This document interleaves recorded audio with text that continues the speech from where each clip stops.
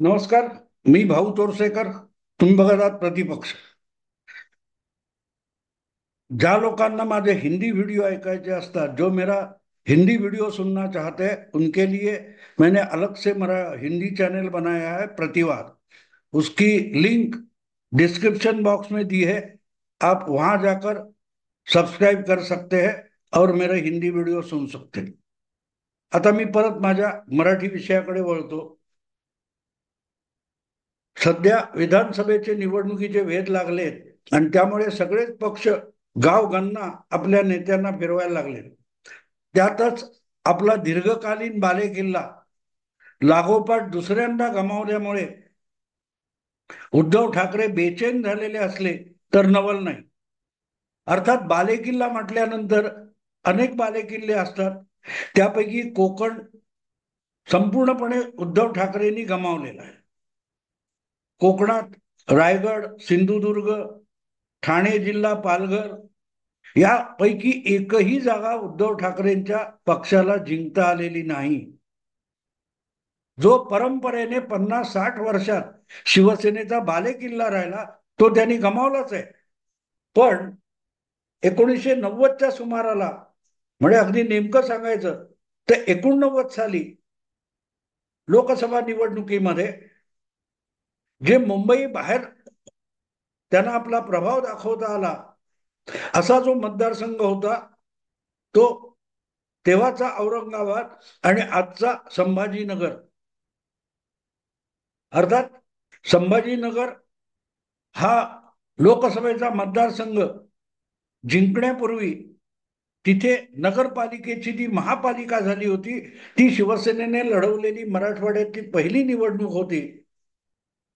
आणि तिथे पहिल्या फटक्यात सर्वात मोठा पक्ष म्हणून शिवसेना निवडून आली होती. काँग्रेस, भाजप सुद्धा मागे पडले होते. मला वाटते भाजपचं एकही नगरसेवक आला नव्हता. उलट भाजपचे आणि संघाशी संबंधित अनेक लोक तेव्हा शिवसेनेत दाखल झाले होते. आणि त्या पहिल्या फेरीतल्या नगरसेवकांमध्ये चंद्रकांत खैरे यांचा समावेश होता. आधी आमदार, नंतर खासदार अशी जी बढती मंत्री वगैरे झालेले चंद्रकांत खैरे हे 2019च्या निवडणुकीत त्याच औरंगाबाद संभाजीनगर मतदारसंघात पराभूत झाले. 1989 पासून जी जागा जिंकलेली होती ती जवळजवळ 30 वर्षांनी शिवसेनेने गमावली आणि भाजप सोबत असताना गमावली. 1900 आपला 2019 मध्ये.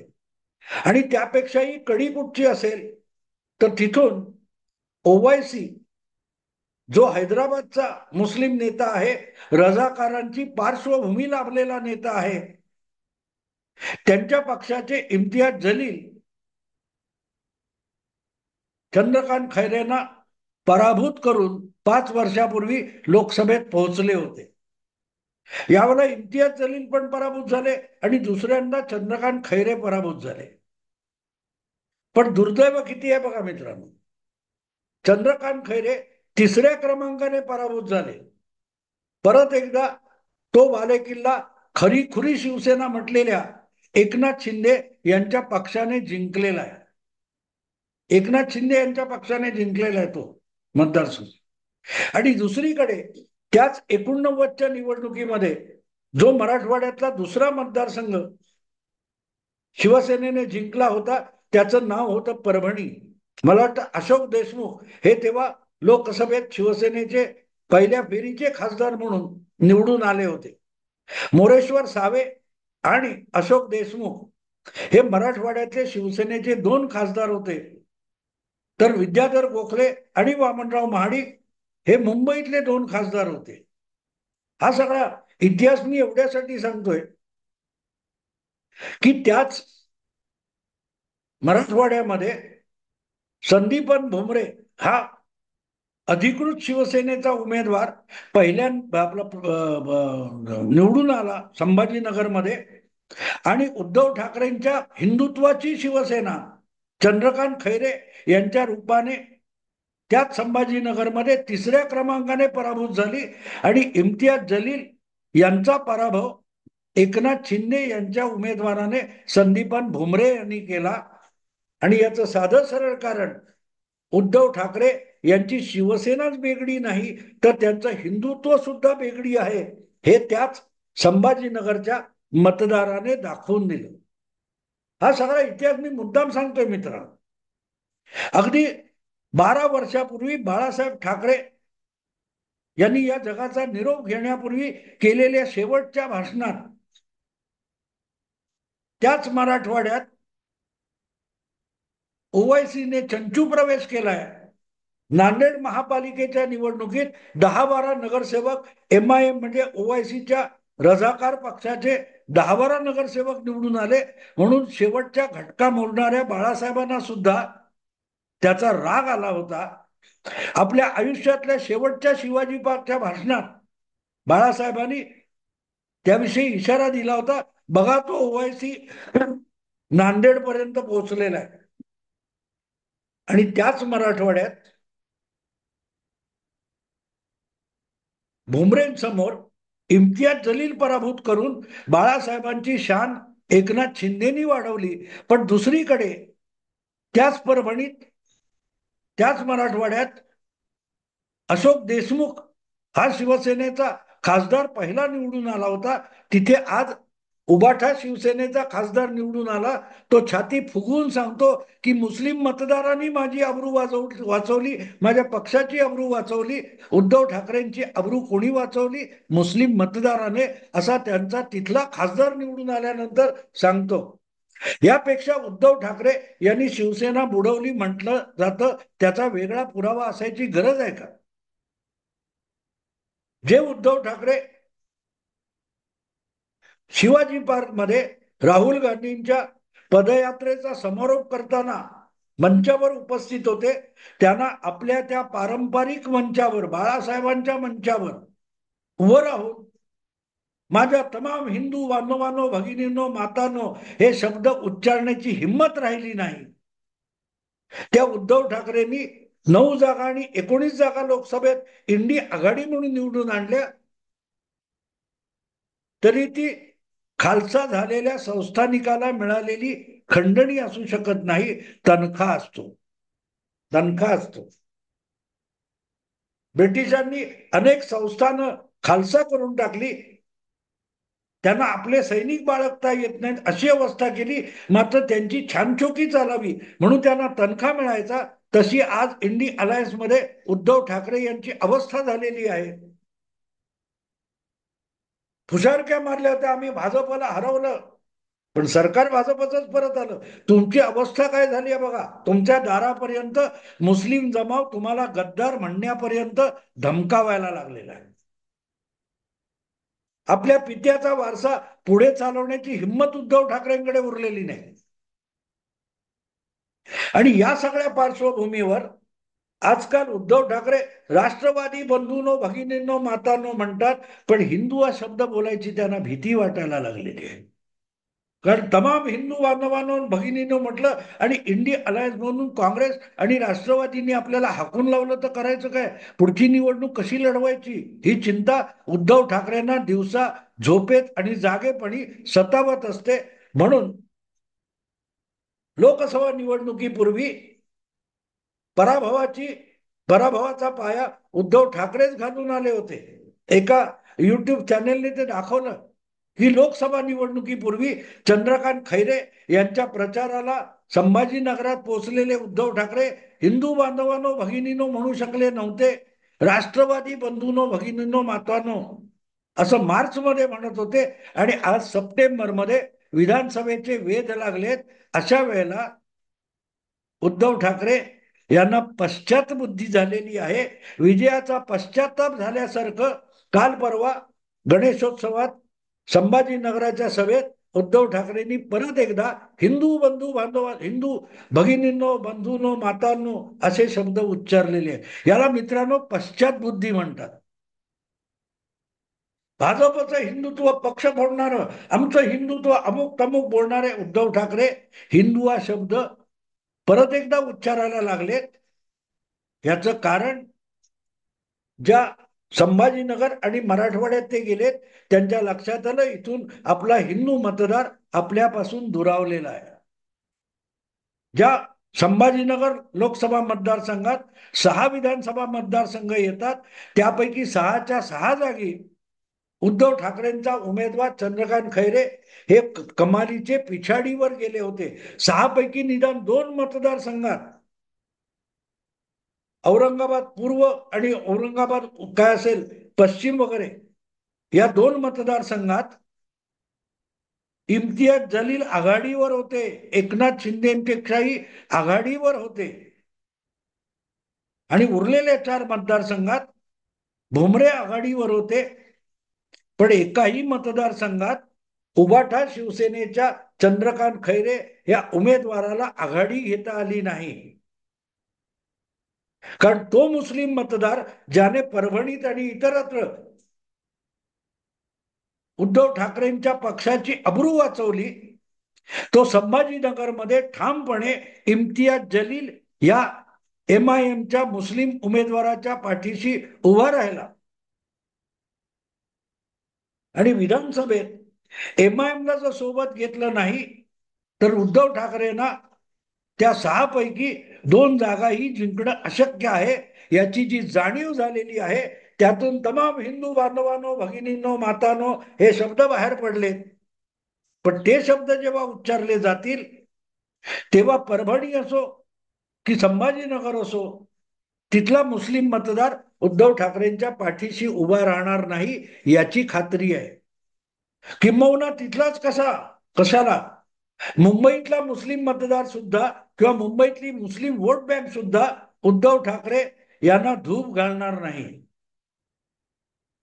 आणि आता अशी दोलायमान अवस्था झालेली आहे. लोकसभा निवडणुकीत एकनाथ शिंदे, मी वारंवार आठवण करून हे आकडे सांगतोय, 13.5% मतं ज्या वेळेला एकनाथ शिंदे मिळवतात, ती परंपरेने बघितली तर शिवसेनेची 18, 19, 20% कधी जास्त मतं नव्हती.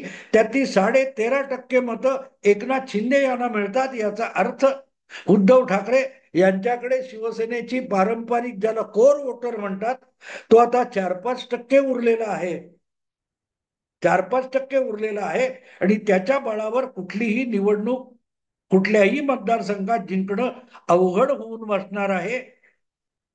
काँग्रेस आणि राष्ट्रवादीच्या कोवड्या अधिक मुस्लिम वोट बँकेची व्हीलचेअर उद्धव ठाकरे यांच्या पक्षासाठी आवश्यक आहे. आणि त्यामुळेच संभाजीनगरला पोहोचलेले उद्धव ठाकरे हे तमाम हिंदू बांधवांनो, भगिनीनो म्हणायला लागलेले आहेत. पण ते फक्त जागा जिंकण्यापुरतं असेल. एकदा जिंकून आलात की उद्धव ठाकरे वक्फ बोर्डाच्या बाजूने उभे राहणार आहेत. वक्फ बोर्डाच्या किंवा मुस्लिमांच्या हिताला बाधा आणणारी कुठलीही कृती करणार नाही याचं आश्वासन त्यांनी आधीच दिलेलं आहे. आणि मुस्लिम हित याचा अर्थ मुस्लिम स्वार्थ आणि हिंदूंवर अन्याय. उद्धव ठाकरे आता मतं मिळवण्यासाठी आणि मुस्लिम एक गठ्ठा मतं मिळवण्यासाठी काँग्रेस आणि राष्ट्रवादी पेक्षाही, कुठल्याही सेक्युलर पक्षापेक्षाही अधिक कडवे मुस्लिम धार्जिणे झालेले आहेत. त्याखेरीज त्यांना पर्याय नाहीये. एक मुख्यमंत्री पदाच्या हव्यासापायी उद्धव ठाकरे यांनी आपली सगळी हिंदू समाजात प्रस्थापित पित्याने केलेली जी प्रतिष्ठा होती ती गमावून बसलेले. आणि म्हणून तर काँग्रेस आणि राष्ट्रवादी यांनाही समजलेलं आहे की आता हा माणूस आपल्यावर अवलंबून आहे. भले निकालानंतर छाती फुगवून उद्धव ठाकरे फिरले की बघा यांना धडा शिकवला, भाजपला हरवलं. पण भाजपला हरवता हरवता उद्धव ठाकरे आपलं हिंदुत्व हरवून बसले. जागा जिंकल्या पण हिंदुत्व गमावलं. आणि त्याची भरपाई आता कशी करायची ही दिवस रात्र सतावणारी चिंता आहे, भीती आहे. घाबरत घाबरत शिवाजी पार्कवर हिंदू बंधू बांधवांना म्हणता येत नाही.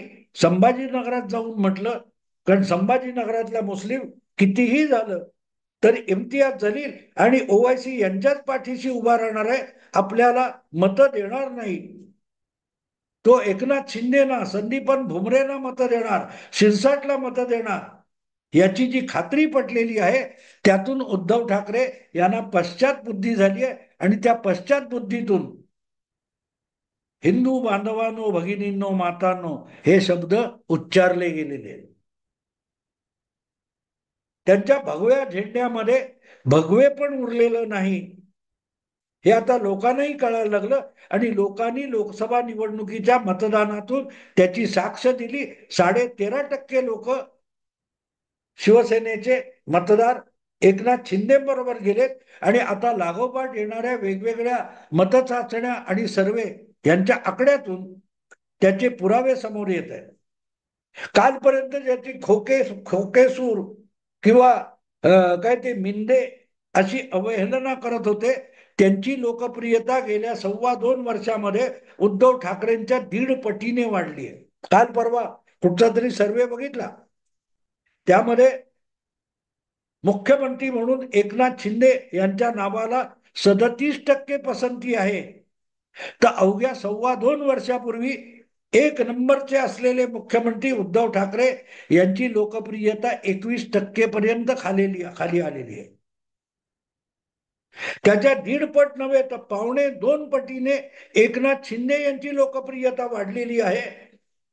तेव्हा राष्ट्रवादी बंधूंनो, भगिनींनो, मातांनो असं उच्चारण्यातून आपण काय गमावलं हे उद्धव ठाकरेंना कळू शकेल.